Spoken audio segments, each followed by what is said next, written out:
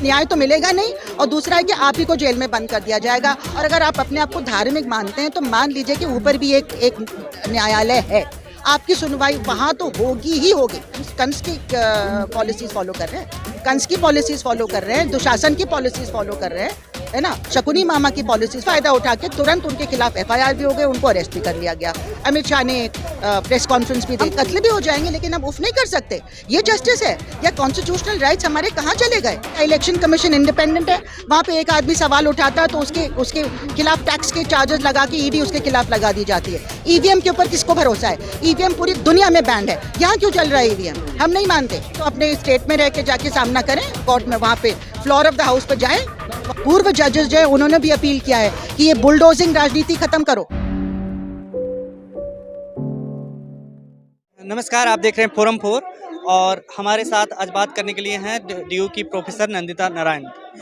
Ma'am, क्या कहेंगी किस तरीके से अभी सुप्रीम कोर्ट के ताज़ा जो जिस तरीके से आदेश हुआ है, जो गया सुप्रीम कोर्ट में मामला, तीस्ता सीतलवाड़ की गिरफ्तारी हो गई उसके बाद और गुजरात फाइल्स एक तरीके से बंद हो चुकी है, क्या कहेंगे इसको लेकर? बहुत ही चिंताजनक बात है, बहुत ही मतलब कंडेमनेबल जो बात हुई है आज, क्योंकि एक चीज़ तो सही बात है कि बहुत दिनों से हम नाउम्मीद हो चुके थे कि हमें कुछ मिलेगा कि नहीं, यहाँ पे इंसाफ मिलेगा कि नहीं।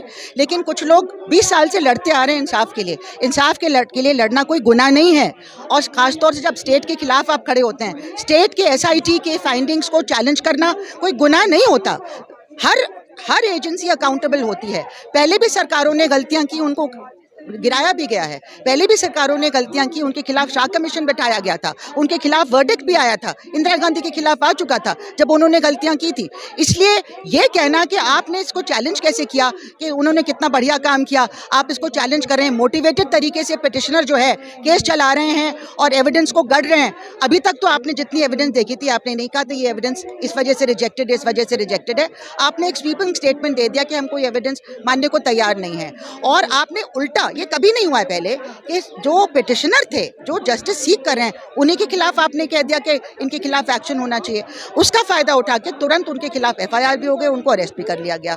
अमित शाह ने एक प्रेस कॉन्फ्रेंस भी दे दी। तो ये पूरा लगता है कि एक जैसे कि ड्रामा चल रहा है। एक आती है जजमेंट जिसमें कोई सिग्नेचर नहीं होता है, उसमें ऐसी ऐसी बातें लिखी जाती हैं जो किसी की समझ से बाहर हैं, और आपने बिना सबूत कह दिया कि उनका सबूत कंकॉक्टेड है। किस बेसिस पे कह रहे हैं कंकॉक्टेड है? आपने बिना सबूत कह दिया कि जिन्होंने गवाही दी, चश्मुद्दीन गवाह थे, उनकी गवाही हम लोग बिल्कुल रिजेक्ट कर देते हैं क्योंकि वो मोटिवेटेड थे, डिसग्रंटल्ड थे। किस बेसिस पे आप कह रहे हैं आरबी श्री कुमार डिसग्रंटल्ड है? किस बेसिस पे आप कह रहे हैं संजीव भट्ट डिसग्रंटल्ड थे? संजीव भट्ट की नौकरी शुरू ही हुई थी उस टाइम पे। संजीव भट्ट एक यंग ईमानदार पुलिस ऑफिसर था, और उसने जो गवाही दी वो उसने अपने ज़मीर की वजह से दी है। उसका कोई फ़ायदा नहीं हुआ, उसको मालूम था कि उसके साथ नुकसान होगा, उसके बावजूद उसने गवाही दी निडर होके। आप उसको किस बेस पे डिसग्रंटल्ड कह रहे हैं? डिसग्रंटल्ड होने के लिए बहुत समय लगता है, अब जाके उसको उम्र कैद की गई है, तो हो सकता है आज के दिन वो डिसग्रंटल्ड हो, तब तो नहीं था ना वो। आप डिसग्रंटल्ड है कि वो डिसग्रंटल्ड है? आपने उनके खिलाफ रिवेंज लेने के लिए उनको उम्र कैद दे दी एक 30 साल पुराने केस में, तो रिवेंज कौन ले रहा है? डिसग्रंटल्ड कौन है? तो कौन इंसाफ के साथ खड़ा रहा? किसने लड़ाई लड़ी? 20-20 साल लग जाते हैं। पहले भी 20-20, 25-25 साल केसेस चले यहाँ पे, और एंड में जीत भी हुई है।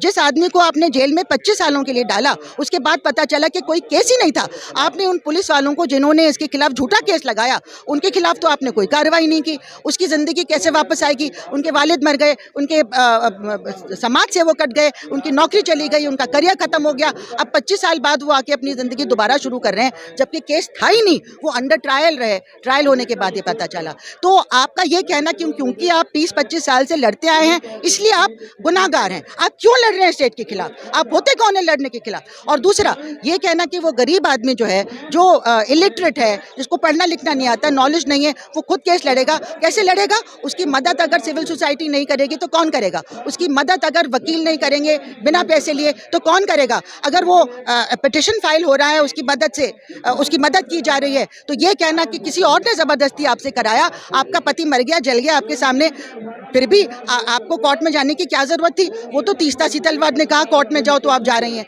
ये क्या बात है? मतलब पूरी जस्टिस को आपने सर पे खड़ा कर दिया। यानी जस्टिस नाम की कोई चीज़ नहीं है। हम कत्ल भी हो जाएंगे लेकिन हम उफ नहीं कर सकते। ये जस्टिस है या कॉन्स्टिट्यूशनल राइट्स हमारे कहाँ चले गए?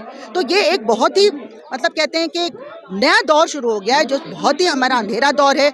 अब हमें लगता है कि हमें कोई उम्मीद ही नहीं है कोर्ट से।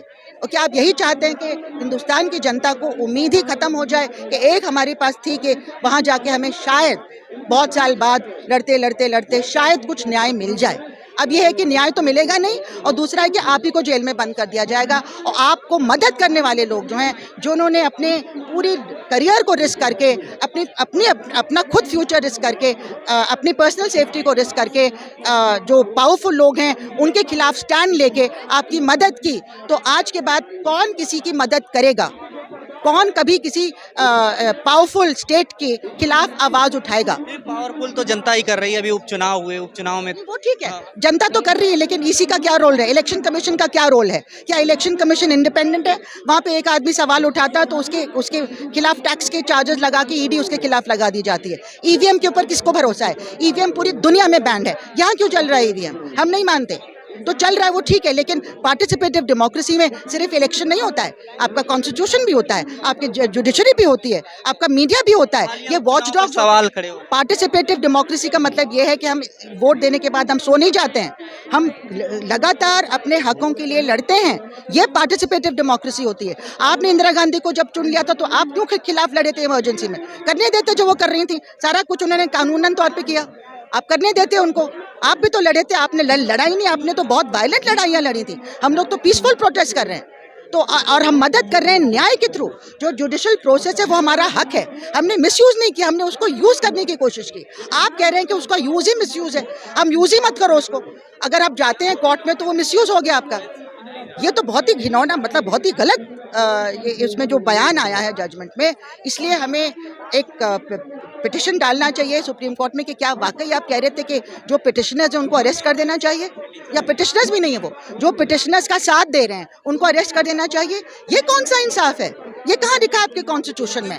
और जजमेंट आया उस पे जिस तरीके से शिवसेना को लेकर के बाकी जो विधायक थे उनकी अयोग्यता को लेकर के 14 दिन की मोहलत मिल गई है बाकी विधायकों को, इस पे क्या कहिएगा? ये भी इसी तरीके की जजमेंट है? देखिए, इसमें मुझे अभी कुछ नहीं कहना है क्योंकि मेरा दिल बहुत भरा हुआ है ये जो हो रहा है इसके मामले में।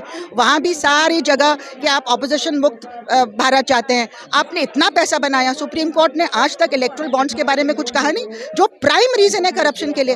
एक पार्टी ने इतना पैसा बना लिया उसके थ्रू, ट्रांसपेरेंट नहीं है वो सिस्टम, और तो पूरा कॉर्पोरेट्स का और इनका मिली भगत है। कॉर्पोरेट्स में क्या, 2 कॉर्पोरेट सब कुछ खरीद रहे हैं और सरकार सब कुछ उनको बेच रही है, पूरा देश तबाह हो रहा है। ये तो शिवसेना और इनकी बात है, लेकिन हर सरकार को ये टॉपल करेंगे, खरीद लेंगे। इलेक्शन जीतता कौन है? फिर खरीद लेते हैं यहाँ पे।